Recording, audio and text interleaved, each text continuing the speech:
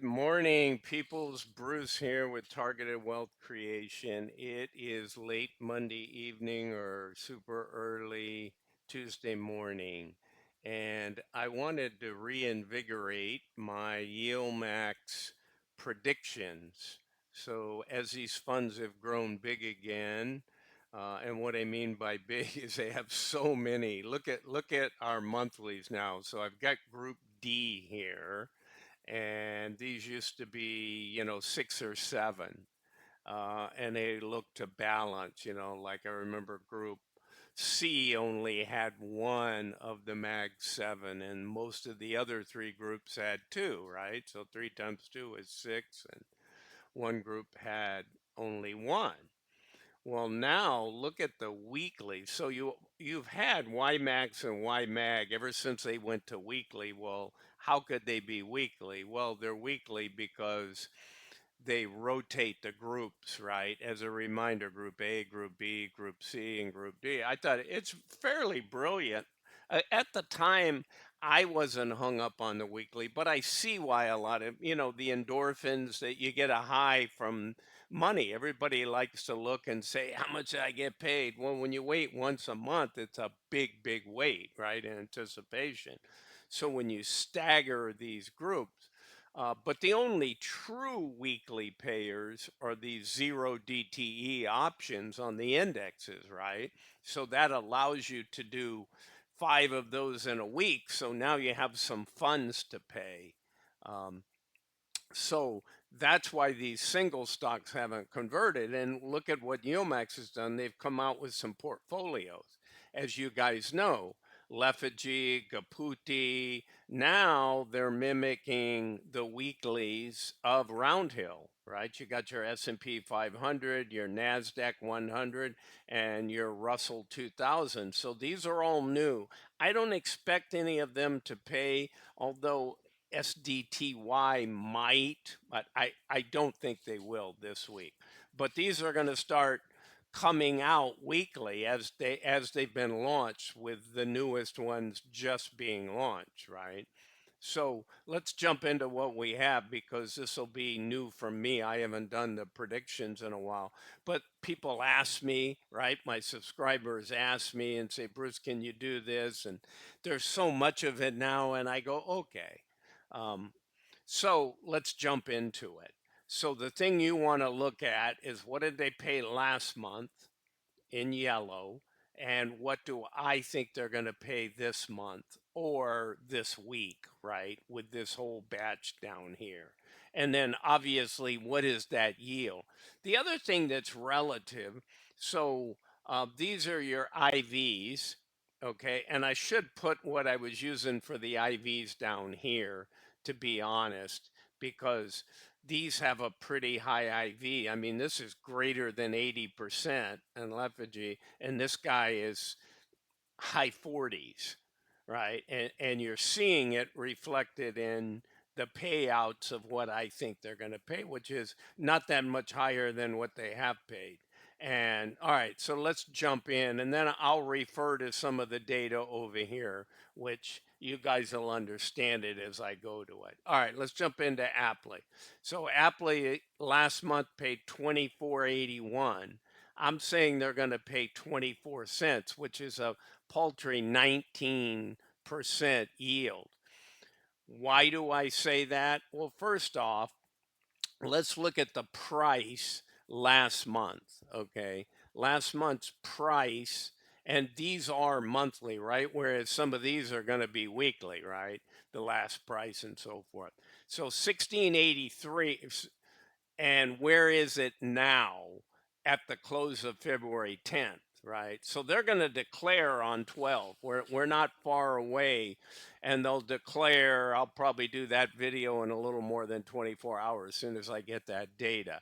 And then I'll track my accuracy and some fairness, right? Because there's some guys out there that I don't think have the experience to predict these. And I'm not saying I'm that much more accurate, to be honest. I have my scientific way to do it, just like I'm sure others do. And then some are just wags, wild ass guesses. And to be honest, sometimes the wild ass guesses may be just as well. All right, let's jump in. So, why is this red or green? And you guys notice that in other areas, even beyond my predictive. I try and say, okay, why does it compare to the last time? Did the stock go up? Did the underlying entity, right? So, did Apple go up or did Apple go down? Right? I could track Apple, but it's a little less relevant. So, and then what did it pay in the three previous months? Well, actually, this is the last one. This would be January. So now I'm saying it's going to pay 24 in February with a 19% yield. Well, it's paid 42 back in December. November, it paid 33 and paid 34. So it's coming down, right? But so's the IV for that matter. I'm a little under that IV of 23.13. All right. So AMZ, what do we have for AMZ? Well, I have AMZ paying more than double its last payment. So while I don't do the reporting on a daily basis, I still download those files and I look at those files. I'm just not putting videos out telling you what they're doing every day, whether the the net result of the spreads or of the selling the puts and selling and buying the calls, right? Which is all part of what they do to synchro, right? To sorry, to simulate the, and what do we call them? We call them synthetics. So I still look at the synthetics and whether they're just selling calls or they're putting on spreads. Um, I do take a look at that. So I try and factor some of that in as well. All right.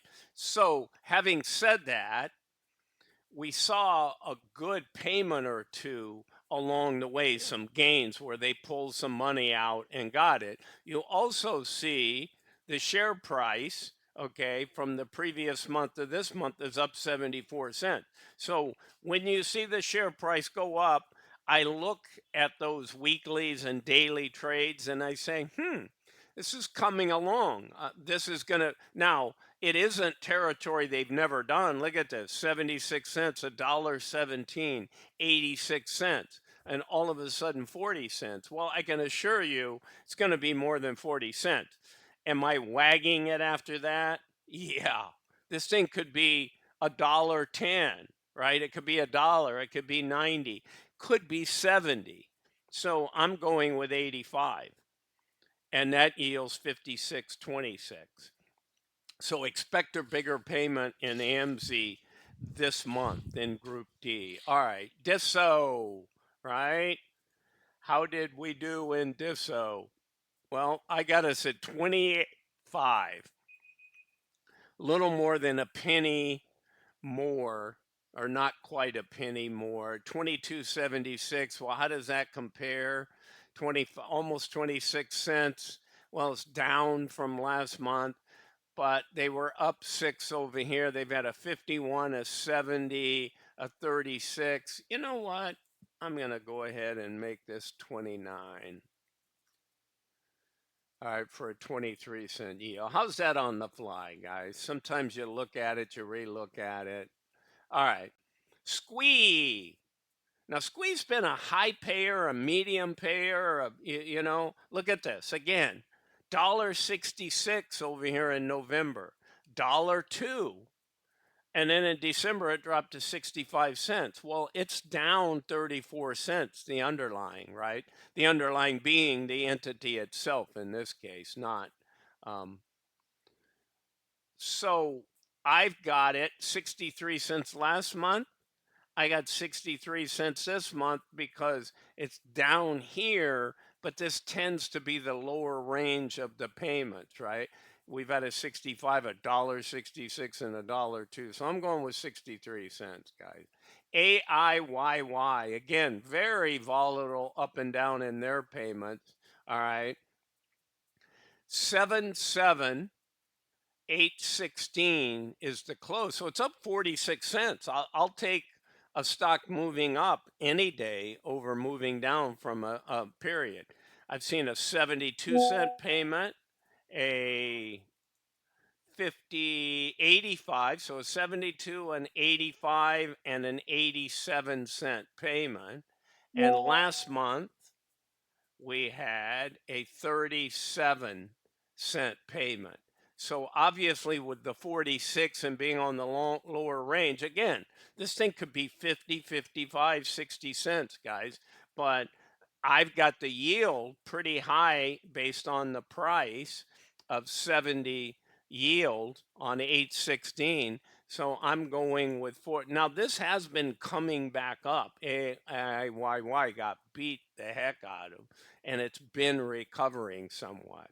So I'll go with 44 cents and tell you how. Misty, the one that everybody's my favorite goat. I mean, I don't know if I call it lucky, but I got in this thing and high 20s early on. Like I always tell this story, and I'm looking and it's like 46. I'm sorry, it went from $20 to like 46 cents. So, boy, sorry, these are distracting me. All right, sorry about that, guys. I'll just ignore it and let it fade away so that it's totally distracting me. Some WhatsApp info. All right. So, Misty, I have $2.29. How'd that come at 2.29? Why not $3? Why not $4? Why not a dollar? Okay, it was 2.27 last month. Okay. Certainly, when you look at BTC, it's down from the 105 it's been at. And look at the last 3 months, 419, 442, a 308, and then it dropped to 228. Okay. So I've got it at 229. It's still 109 yield. All right. So I think that's reasonable. Could it be a little more? Yes. Could it be in the ones? Absolutely. It's got a mixed bag, right? It's got some outstanding stuff within the weeklies that it could lose some more on, but it's also got some that it's won on. So I don't think it's more than 250, and I don't think it's below 150. So if you said you got to bet your life and give me a range, I'd probably say $1.50 to 250 if I could get away with a dollar spread. But let's see. It's still going to pay pretty darn good considering where it is. Um, but it did drop $1.11 and BTC is off. MSTR is not doing bad. All right, so let's jump into where what I see the winner of the group now and has been phenomenal at times. SMCY, right? So they're a phenomenal company. Look at this. 4.99. They were up $3.30 just yesterday. Okay. So what have they paid over the last three payments? 535 in October, 220 in November, 250 in December, and just a paltry $1.72. Okay.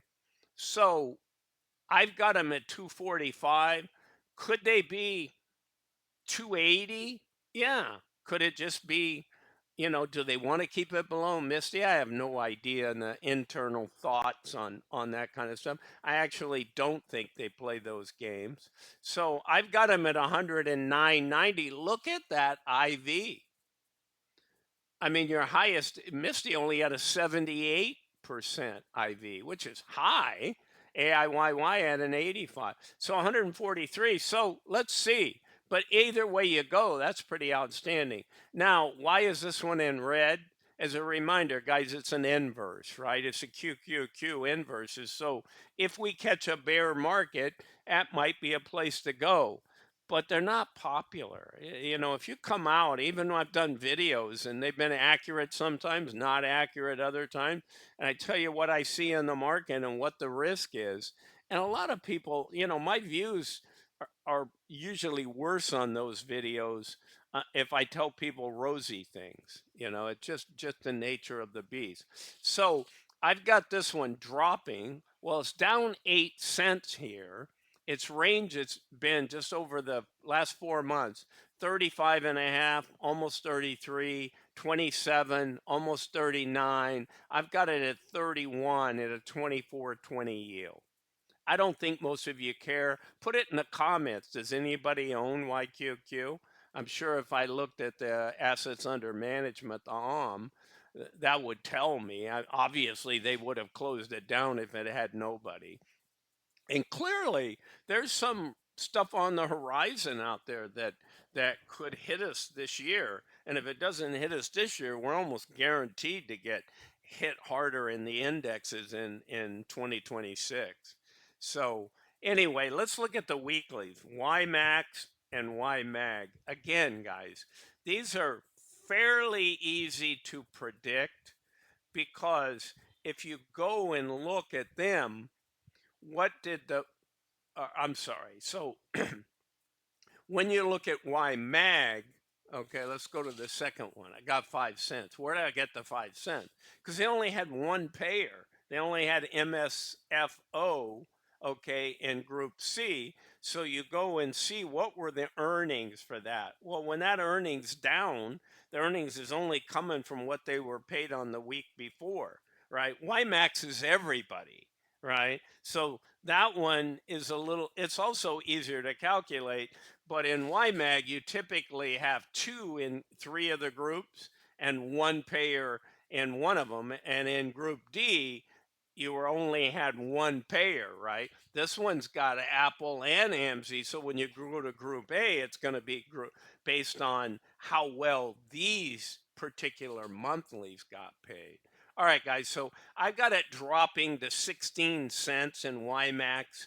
That's a big 49.91 yield. My problem with both YMAX and YMAG, and more with YMAX, it's been going down, guys. This used to be a stellar 40% yielder, and you kept your NAV. That's no longer the case because they got all of these funds. I'm seeing NAV erosion much greater to where it's getting it down to like a, I don't have it in front of me, a 20% yield or something, which is still a great yield if you could do that year in and year out.